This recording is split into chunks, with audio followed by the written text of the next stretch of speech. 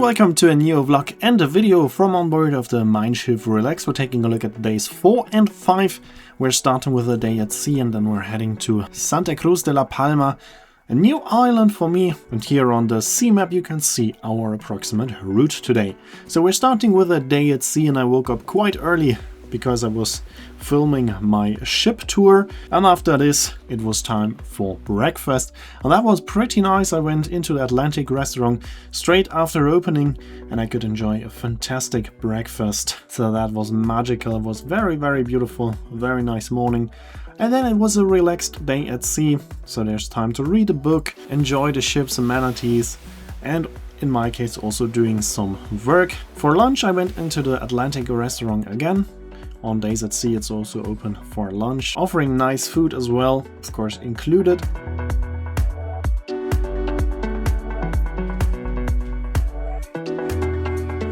And then I came back to my cabin. This time I didn't have a towel animal, but a sailing boat on my bed. That was also quite nice. Of course there was also some time for some sports and the gym with a nice view.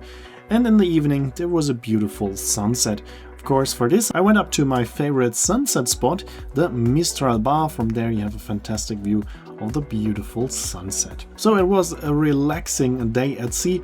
Other cruise companies do this tour overnight, so it's possible to go from Madeira to the Canary Islands without a day at sea, but we were going slowly for some relaxation time on board. That was quite nice.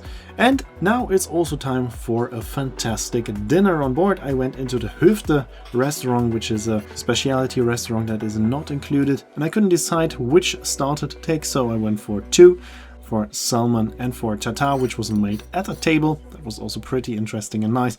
And also the main course was lovely. It was a beef fillet, grilled perfectly. And on the next morning we have docked at La Palma. We're not the only ship today. There was another beautiful ship in port, the Club Med 2, a very beautiful sailing cruise ship. And we will see it a bit better later on in the video when we are back. But now we're starting with our excursion. I booked another active excursion. I booked a volcano hike. And to start our hike we're now taking the bus to the south side of the island. We're going to the southernmost point of the island. It takes around an hour by bus to get there. And on our way we're gonna have some fantastic views. La Palma is a volcanic island and it's still quite active. Maybe you remember the year 2021. There was a big eruption. It is the longest and also the most damaging volcanic eruption on La Palma. But we're not heading there. This is at the west side of the island. We're heading to the south side. We're gonna see two volcanoes. One had its eruption in the 17th century and the other one is also quite new.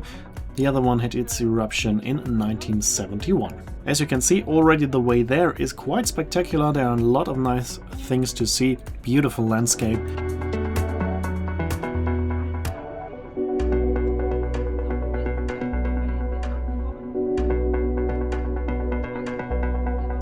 We're now reaching a small village called Los Canarios, which is pretty close to the volcano San Antonio. There's also a visitor center and you can see a crater, but there's no connection to our hiking path, so we're just driving past it to get to the start of our hiking path. The volcano San Antonio is the one that erupted in the 17th century. From another small village below the volcano we are starting our hike, and we're starting with a beautiful walk through vineyards.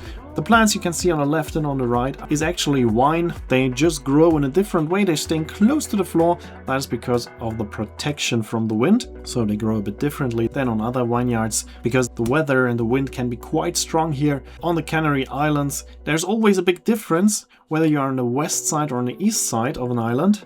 We're now on the west side. Now it was the side without wind, but also here it can get very windy.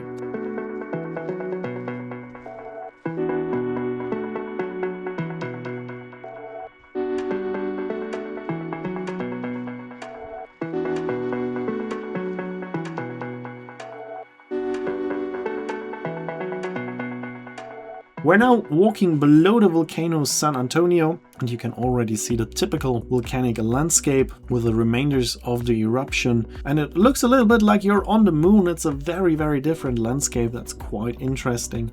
Yeah, and the beginning of our hike was quite relaxing. It is a wide way not very steep, but now we are leaving the volcano San Antonio and we're heading to the volcano the Tenerife, and this is the volcano that erupted in 1971, and we will see it in a second. Here we can see the volcano San Antonio again, and here we can see the volcano the Tenerife in the background.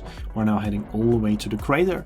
This volcano does not have a perfect crater, but it's still very interesting to see a crater from that close, especially if you consider that it is not that long ago that this volcano erupted. And here we are at the crater, though that was a quite interesting moment, and you already saw also the way there is getting a bit more difficult. So as always, when TUI Cruises is offering a hike, it is a hike and not walk, so it can be challenging and demanding.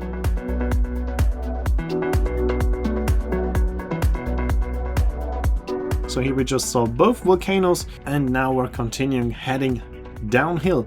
On this hike we're always going downhill. We're now going through the lava fields, just walking uphill for a few minutes to get back from the volcano the Tenerife, and now we're walking downhill again. We can see the Tenerife here in the background again, and you can see there are a lot of flowers. So we are now in the lava fields of the old volcano.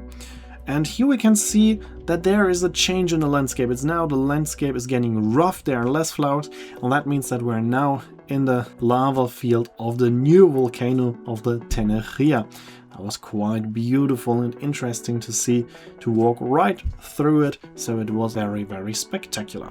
There was one problem on this excursion. As always, when there's a hike offered, a hike is not a walk, it's not a guided tour where you stop every 5 minutes and get a lot of explanations.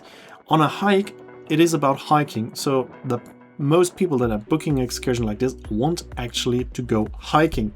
But there are always a few that do not get the difference between a walk and a hike, and then they are complaining that they have no time to take pictures, they have no time to stop, to enjoy, but that's not a hike. On a hike you want to walk as much as possible, so our guide was only stopping at the most important points. She was always stopping to make sure the group stays together. Of course, you have different hikers, different speeds of hiking in the group, but she was not stopping for every single flower, of course. But there were a few passengers who were a bit annoyed by this, because apparently they didn't understand that it is a hike. So the guide is not supposed to stop every 5 minutes, it's just supposed to stop at the most important sites. But most passengers were aware of this and actually wanted to go for a hike, so it was just a small group. But it's always annoying for everybody else if you have to wait for those passengers who are taking too many pictures and don't even try to hurry up a little bit to get back to the group. So if you book a hike, please be aware it is a hike, so it's mostly about hiking. Of course you have time to take pictures, but then you just need to walk a little bit quicker to get back to the group instead of complaining that the group is too fast. And then it's also perfectly fine. I'm also taking a lot of pictures and it was no problem.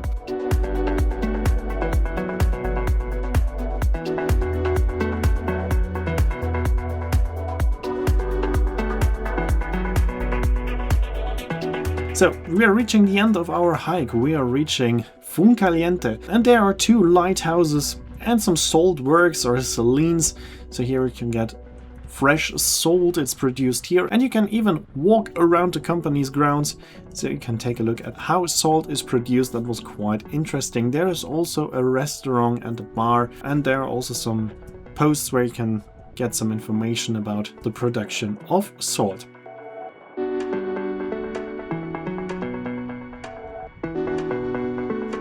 In the beginning I thought it is too much free time there at the end of the hike, but actually it was very interesting. As you can see, there are some animals to see, but especially the waves were quite impressive, so it was quite nice to just sit a couple of minutes at the ocean, enjoy the waves, get a drink from the bar, and then walk around the salt works to get some information about how salt is produced.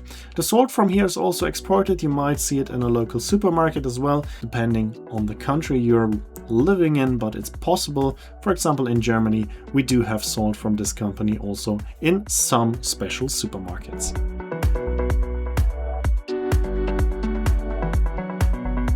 So we had a bit of free time here to explore the company grounds, to get a drink after the hike and enjoy the view. It was a very, very interesting hike. Here in the background you can see the volcano again. I will see it in a second one more time, so you can see how far we actually walked. It was a nice but not too easy hike. So once again, if you book a hike with TUI cruises, it means you actually have to hike.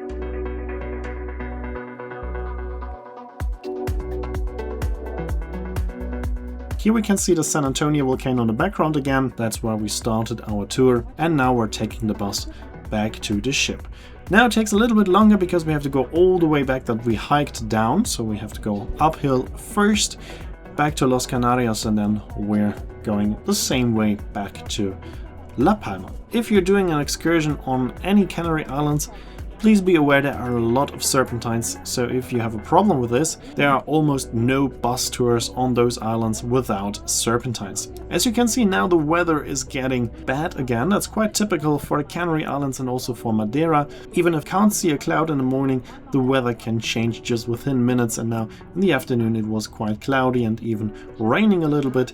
I still decided to head into the city center, but of course in Spain in the afternoon there's not happening much because of siesta, so if you want to actually see the city center, you should go there in the morning or in the late afternoon. But now in the afternoon most shops were closed, but I took a look at the interesting architecture there.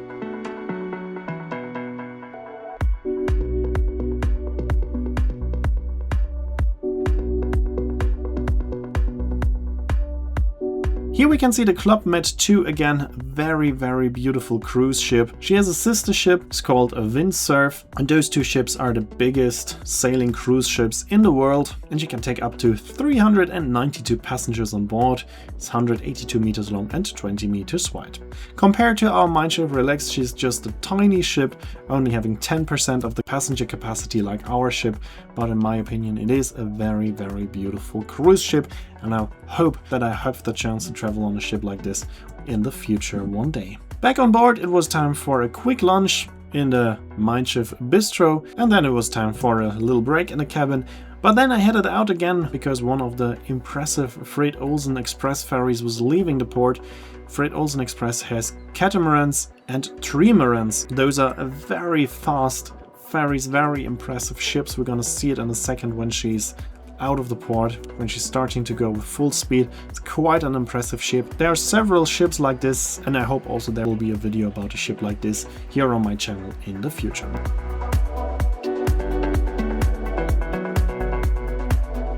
Now we can see her going at full speed, and it will not take long until she reaches, for example, Tenerife. Here we can see the Teide, the highest mountain of Tenerife, and Tenerife will also be the next destination of our ship.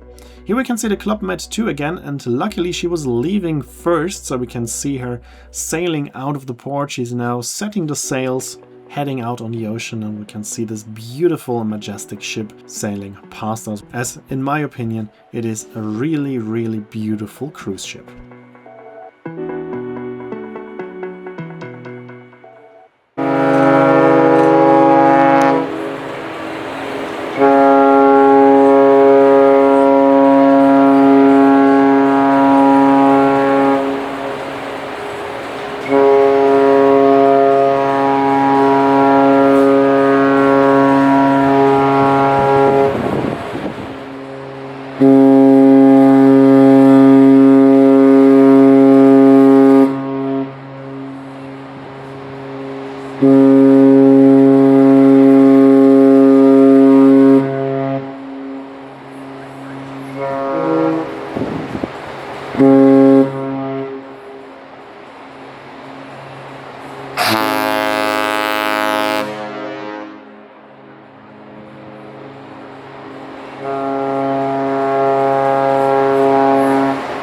Maybe it's not the favorite ship of fans of sailing ships because she's not a traditional sailing ship, but I love the combination of a modern cruise ship and a sailing ship, so in my opinion it is a very beautiful ship, and I hope that I will have the chance to travel on her one day.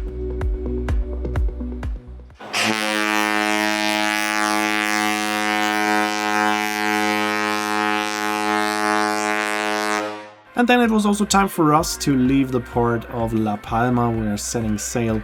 We're heading out to Tenerife, and we were even waved goodbye with firework. I'm pretty sure it was not an official firework, but just for some local celebration. But it was still quite nice to see a firework during sail away.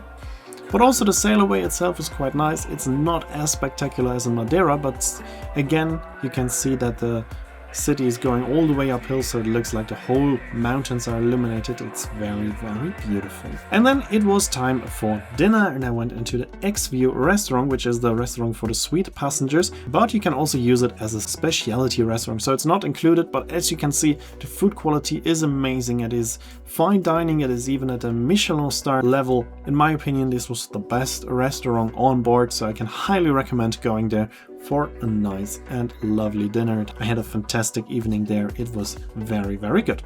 And as you can see, there's also some luggage out, as a lot of passengers are leaving the ship tomorrow on Tenerife. And then I headed into the Blaue Flora. Du besorgst eine Leiter und ich besorge einen Flaschenzug, hä?